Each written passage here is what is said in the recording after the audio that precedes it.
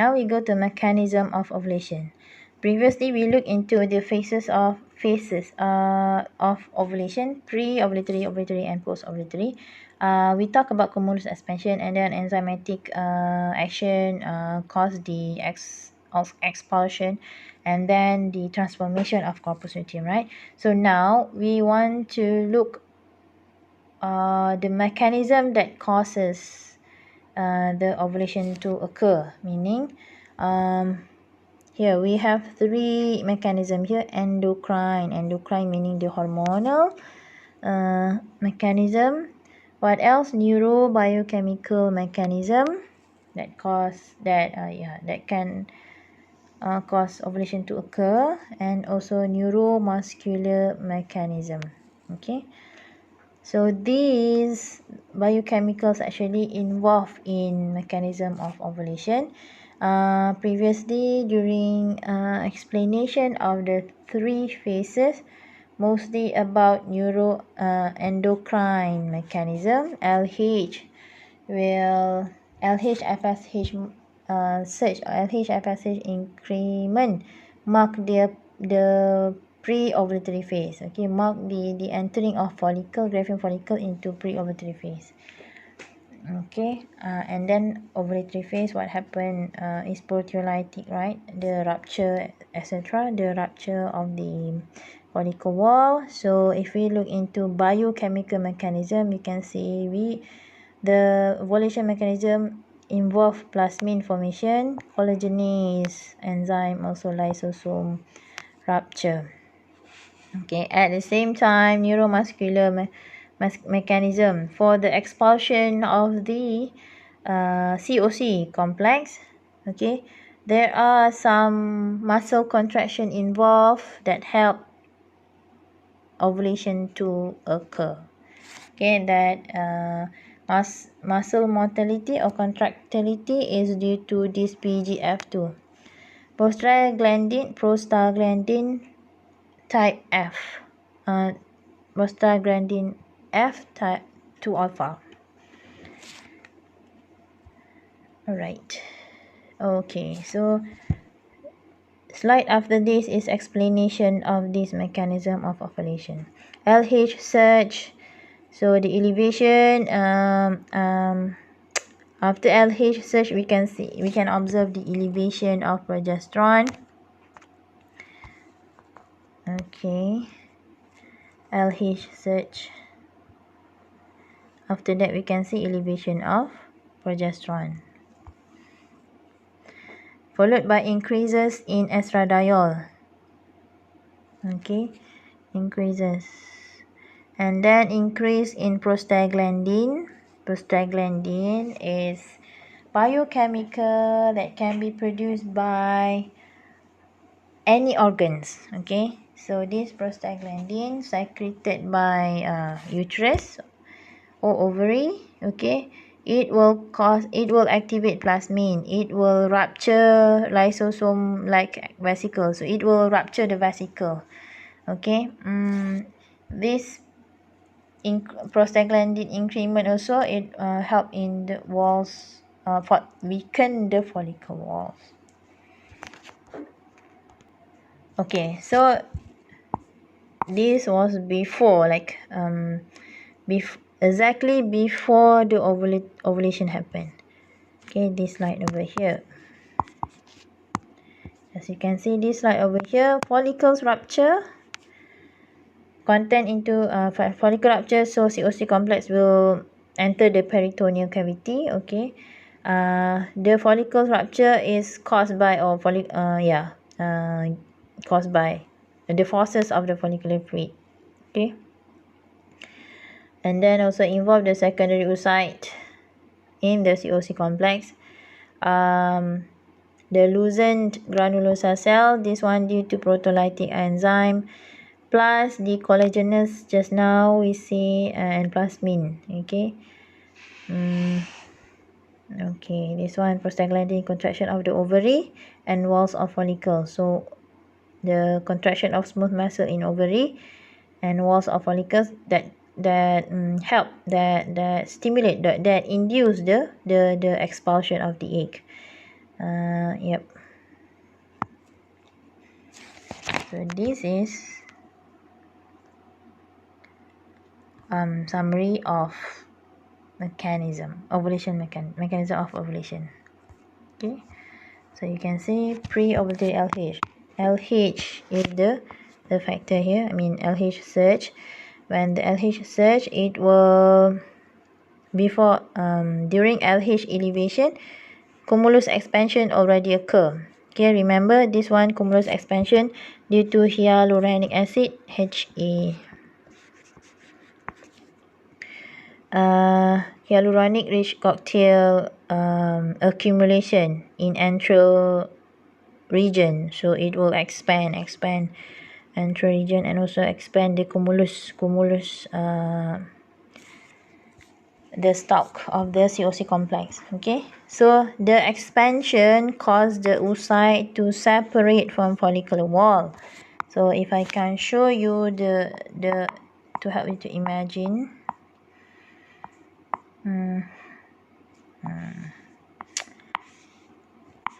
Okay, so this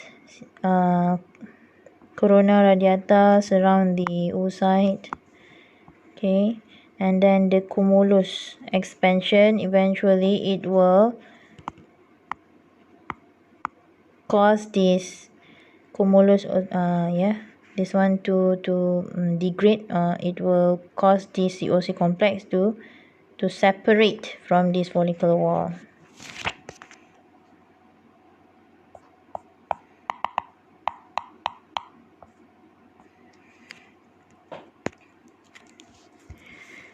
Okay, LH surge also cause protein synthesis in and around the follicles. Okay, this protein synthesis, what is the protein? The plasminogen activator. Okay, prostaglandin, I'm not sure whether it's peptide or steroid. Please check prostaglandin whether it's protein or steroid precursor. Okay, protein synthesis, collagenous also. Okay, so protein synthesis around the follicles, it produces plasminogen. Okay, at the same time, of course, the progesterone started to be present. Okay, so the progesterone present, it will give effect to plasminogen activator.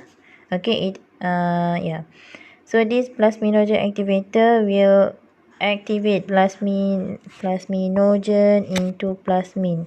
This is inactive, plasminogen inactive, plasmin is active. Okay, plasminogen activator activate the plasminogen into plasmin, and then this plasmin is needed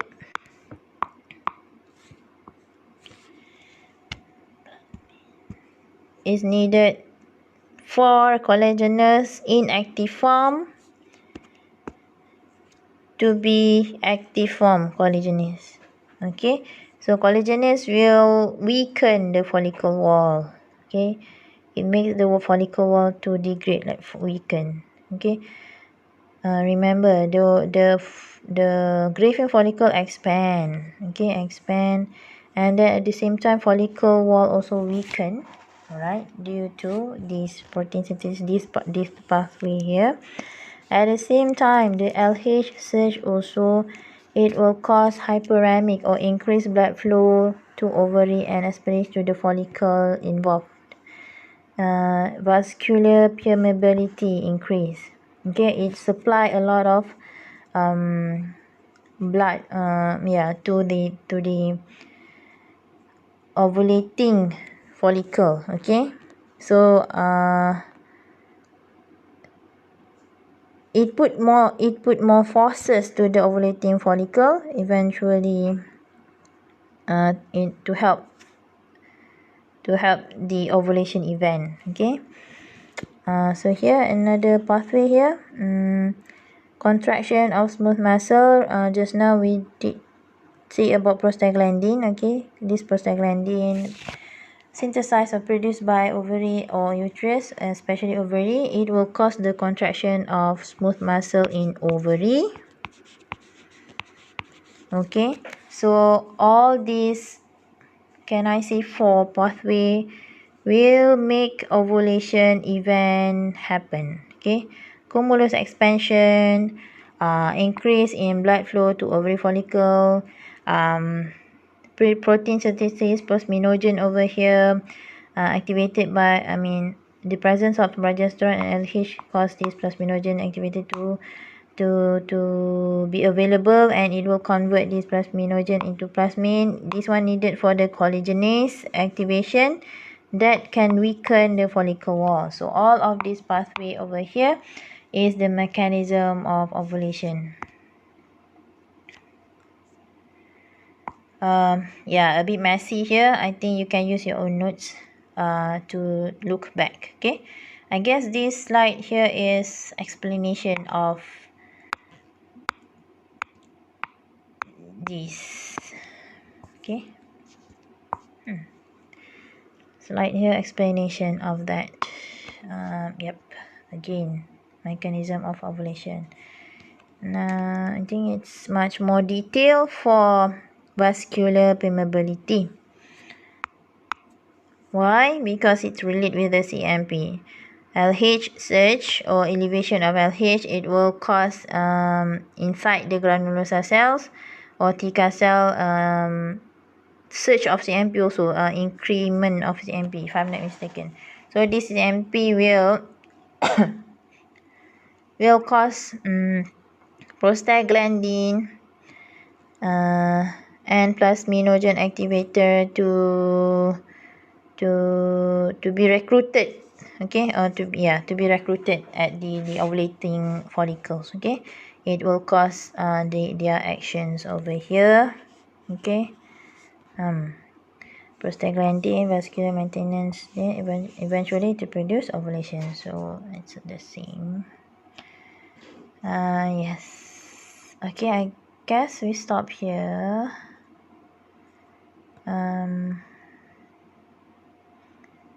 Yeah. Okay, continue a little bit more on ovulation and human infertility. So some cases of infertility is due to ovulation problem. Okay, some female have ovulation problem. So this female can use fertility drug.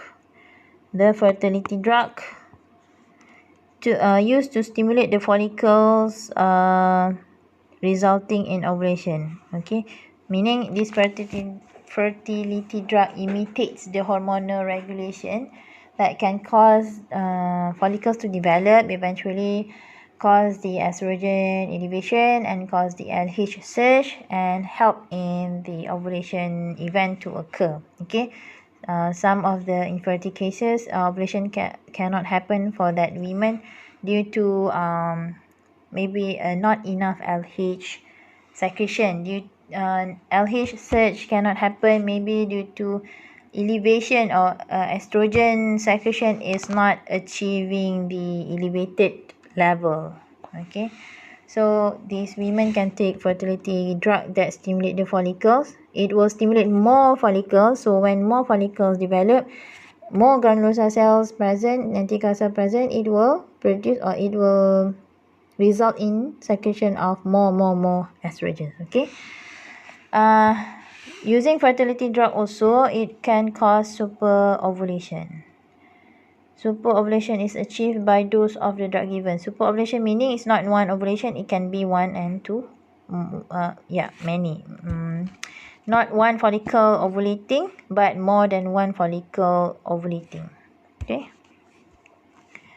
Okay, ovarian response is monitored with ultrasonography. When these women take this fertility drug, imitates the hormonal regulation, meaning at early phase of cycle, she take LH and FSH to develop more follicles, and then toward mid cycle, the doctor provide with estrogen, maybe in synthetic estrogen, to imitate the elevation of estradiol to cause LH surge. Okay, so and then after ovulation, maybe these women take synthetic progesterone to imitate the luteal phase. Okay, so ovary can be manipulated by synthetic drug, okay, to calibrate the cycle in order to get baby. Okay, so this one induce ovulation. Some of the common use drugs, okay, the product synthetic drugs for GnRH. This one, cystorelin, fertigil receptor. So these drugs here given to the women that have problems relating to GnRH. Okay, if she doesn't have any problem in GnRH, so she will only take, I mean, in my opinion, of course the practitioner will advise taking synthetic drug for the hormones that problematic for her, okay, not all. So ECP drug, estradiolcypionate, so that one represent ECP. Alright, okay, so induction of ovulation. So you can see estrogen is low, FSH. So she take clomid here, clomid and injection and medication of these hormone. Okay, so they takes this hormone here to get high estrogen. Eventually, this high estrogen will give positive feedback to hypothalamus. The aim is to get the LH surge so that the ovulation can occur. Okay, this is the cause. What's her problem here? This one. Okay, so she been given this medication. Okay, once she takes this medication, after that her body system will react with this injection or medication by normally producing high estrogen, which give positive feedback to this hypothalamus and pituitary, and eventually cause LH surge and cause the ovulation to occur.